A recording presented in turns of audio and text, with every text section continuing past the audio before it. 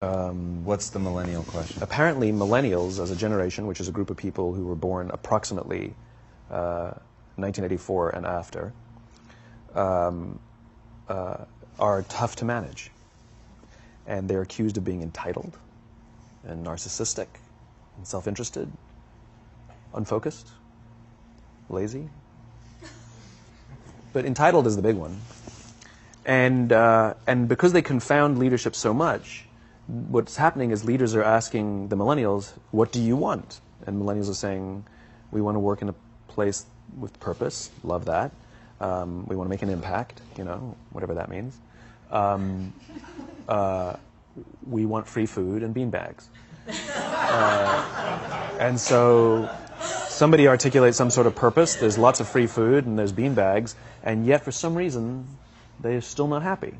And that's because they're missing, there's a missing piece. What I've learned is that I can break it down into 4 pieces, right? There are four things, 4 characteristics. One is parenting, the other one is technology, the third is impatience, and the fourth is environment. The generation that we call the millennials, too many of them grew up subject to, not my words, failed parenting strategies, you know? Where, for example, they were told that they were special all the time. They were told that they could have anything they want in life, just because they want it, right? They were told, some of them got into honors classes, not because they deserved it, but because their parents complained. And some of them got A's, not because they earned them, but because the teachers didn't want to deal with the parents. Some kids got participation medals. You got a medal for coming in last, right?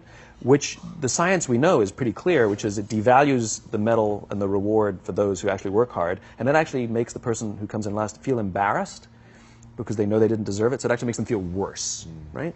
So you take this group of people, and they graduate school, and they get a job, and they're thrust into the real world, and in an instant, they find out they're not special, their moms can't get them a promotion, that you get nothing for coming in last, and by the way, you can't just have it because you want it. Right? And in an instant, their entire self-image is shattered. And so you have an entire generation that's growing up with lower self-esteem than previous generations.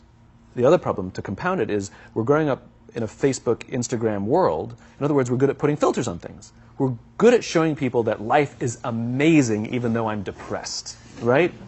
And so everybody sounds tough. And everybody sounds like they got it all figured out. And the reality is there's very little toughness, and most people don't have it figured out. And so when the more senior people say, well, what should we do? They sound like, this is what you got to do. And they have no clue. Right? So you have an entire generation growing up with lower self-esteem than previous generations. Right? Through no fault of their own. Through no fault of their own. Right? They were dealt a bad hand. Right? Now, let's add in technology. We know that engagement with social media and our cell phones releases a chemical called dopamine. That's why when you get a text, it feels good, right? So, you know, we've all had it where you're feeling a little bit down or feeling a bit lonely, and so you send out 10 texts to 10 friends, you know, hi, hi, hi, hi, hi, because it feels good when you get a response, right? Right? It's why we count the likes. It's why we go back 10 times to see if my Instagram is growing slower. Did I do something wrong? Do they not like me anymore? Right? The trauma for young kids to be unfriended, right? Because we know when you get a hit of dopamine, which feels good. It's why we like it. It's why we keep going back to it. Dopamine is the exact same chemical that makes us feel good when we smoke, when we drink, and when we gamble. In other words, it's highly, highly addictive. Right? We have age restrictions on smoking, gambling, and alcohol, and we have no age restrictions on social media and cell phones, which is the equivalent of opening up the liquor cabinet and saying to our teenagers, hey, by the way, this adolescence thing, if it gets you down. But that's basically what's happening. That's basically what's happening, right? That's basically what happened. You have an entire generation that has access to an addictive, numbing chemical called dopamine through social media and cell phones as they're going through the high stress of adolescence. Why is this important? Almost every alcoholic discovered alcohol when they were teenagers. When we're very, very young, the only approval we need is the approval of our parents. And as we go through adolescence, we make this transition where we now need the approval of our peers. Very frustrating for our parents, very important for us. It allows us to acculturate outside of our immediate families into the broader tribe, right? It's a highly, highly stressful and anxious period of our lives, and we're supposed to learn to rely on our friends. Some people, quite by accident, discover alcohol and numbing effects of dopamine to help them cope with the stresses and anxieties of adolescence. Unfortunately, that becomes hardwired in their brains, and for the rest of their lives, when they suffer significant stress, they will not turn to a person, they will turn to the bottle. Social stress, financial stress, career stress, that's pretty much the primary reasons why an alcoholic drinks, right?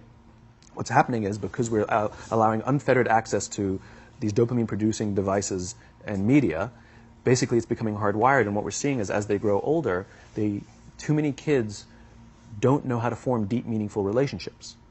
Their words, not mine. They will admit that many of their friendships are superficial. They will admit that their friends, that they don't count on their friends, they don't rely on their friends, they have fun with their friends, but they also know that their friends will cancel on them if something better comes along. Deep, meaningful relationships are not there because they never practice the skill set, and worse, they don't have the coping mechanisms to deal with stress. So when significant stress starts to show up in their lives, they're not turning to a person, they're turning to a device, they're turning to social media, they're turning to these things which offer temporary relief. We know, the science is clear, we know that people who spend more time on Facebook suffer higher rates of depression than people who spend less time on Facebook. Right? These things balanced. Alcohol is not bad, too much alcohol is bad. Gambling is fun, too much gambling is dangerous. Right? There's nothing wrong with social media and cell phones. It's the imbalance. Right? If you're sitting at dinner with your friends and you're texting somebody who's not there, that's a problem. That's an addiction. If you're sitting in a meeting with people you're supposed to be listening to and speaking, and you put your phone on the table, face up or face down, I don't care, that sends a subconscious message to the room that you're just not that important to me right now. Right? That's what happens. And the fact that you cannot put it away is because you are addicted. Right? If you wake up and you check your phone before you say good morning to your girlfriend, boyfriend, or spouse, you have an addiction. And like all addiction, in time, it'll destroy relationships, it'll cost time, and it'll cost money, and it'll make your life worse. Right? So you have a generation growing up with lower self-esteem that doesn't have the coping mechanisms to deal with stress. Right? Now you add in the sense of impatience. Right? They've grown up in a world of instant gratification. You want to buy something, you go on Amazon, it arrives the next day. You want to watch a movie? Log on and watch a movie. You don't check movie times. You want to watch a TV show? Binge. You don't even have to wait week to week to week. Right? I know people who skip seasons just so they can binge at the end of the season. Right? Instant gratification. You want to go on a date? You don't even have to learn how to be like, hey. You don't even have to learn and practice that skill. You don't have to be the uncomfortable one who says yes when you mean no and says no when you mean no and yes when you... You don't have to swipe right. Bang, I'm a stud. Right? You don't have to learn the social coping mechanisms. Right? Everything you want you can have instantaneously. Everything you want, instant gratification. Except job satisfaction and strength of relationships, there ain't no app for that. They are slow, meandering, uncomfortable, messy processes. And so I keep meeting these wonderful, fantastic, idealistic, hardworking, smart kids. They've just graduated school. They're in their entry-level job. And I sit down with them and I go, how's it going? They go, I think I'm going to quit. I'm like, why? They're like, I'm not making an impact. I'm like, you've been here 8 months. You know? It's as if they're standing at the foot of a mountain. And they have this abstract concept called impact that they want to have in the world, which is the summit. What they don't see is the mountain. I don't care if you go up the mountain quickly or slowly, but there's still a mountain. And so what this young generation needs to learn is patience. That some things that really, really matter, like love, or job fulfillment, joy, love of life, self-confidence, a skill set, any of these things, all of these things take time. Sometimes you can expedite pieces of it, but the overall journey is arduous and long and difficult. And if you don't ask for help and learn that skill set, you will fall off the mountain. Or you will, the worst case scenario, and we're already seeing it, the worst case scenario is we're seeing an increase in suicide rates. We're seeing an increase in this generation. We're seeing an increase in accidental deaths due to drug overdoses. We're seeing more and more kids drop out of school or take leaves of absence due to depression. Unheard of. This is really bad. The best case scenario, Those are all bad cases, right? The best case scenario is you'll have an entire population growing up and going through life and just never really finding joy. They'll never really find deep fulfillment in work or in life. They'll just waft through life and it'll be just, it's fine. How's your job? It's fine. It's the same as yesterday. How's your relationship? It's fine. Like that's the best case scenario. Which leads me to the fourth point, which is environment. Which is we're taking this amazing group of young, fantastic kids who were just dealt a bad hand. It's no fault of their own. And we put them in corporate environments that care more about the numbers than they do about the kids. They care more about the short-term gains than the long-term life of this young human being. We care more about the year than the lifetime, right? And so we are putting them in corporate environments that aren't helping them build their confidence, that aren't helping them learn the skills of cooperation, that aren't helping them overcome the challenges of a digital world and finding more balance, that isn't helping them overcome the need to have instant gratification and teach them the joys and impact and the fulfillment you get from working hard on something for a long time that cannot be done in a month or even in a year. And so we're thrusting to them in corporate environments, and the worst part about it is they think it's them. They blame themselves. They think it's them who can't deal. And so it makes it all worse. It's not. I'm here to tell them it's not them. It's the corporations. It's the corporate environments. It's the total lack of good leadership in our world today that is making them feel the way they do. They were dealt a bad hand, and I hate to say it, but it's the company's responsibility. Sucks to be you. Like, we have no choice, right?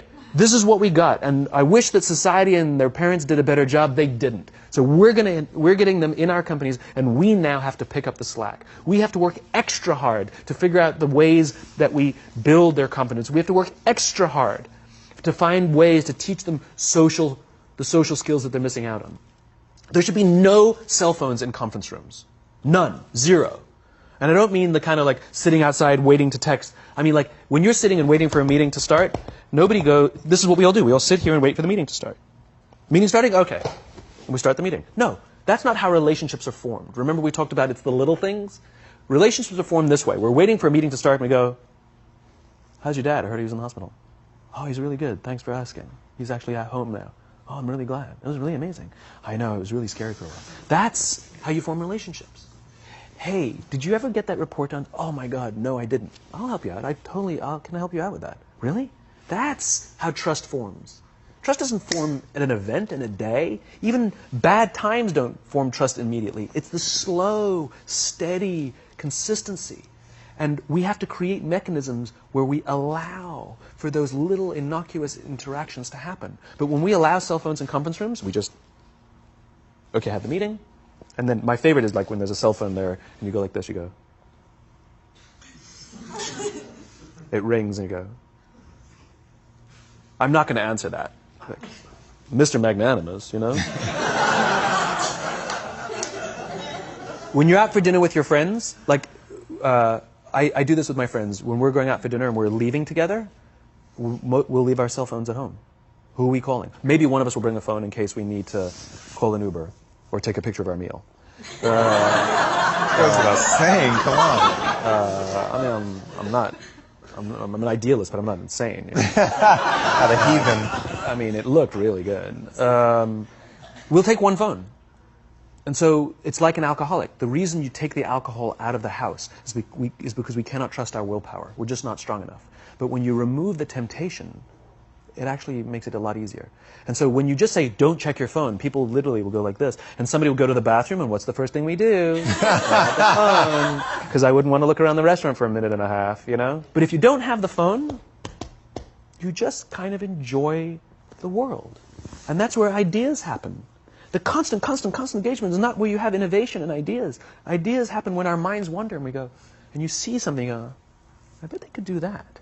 That's called innovation, right? But we're taking away all those little moments, right? You should not, and none of us should charge our phones by our beds. We should be charging our phones in the living rooms, right? Remove the temptation. You wake up in the middle of the night because you can't sleep, you won't check your phone, which makes it worse.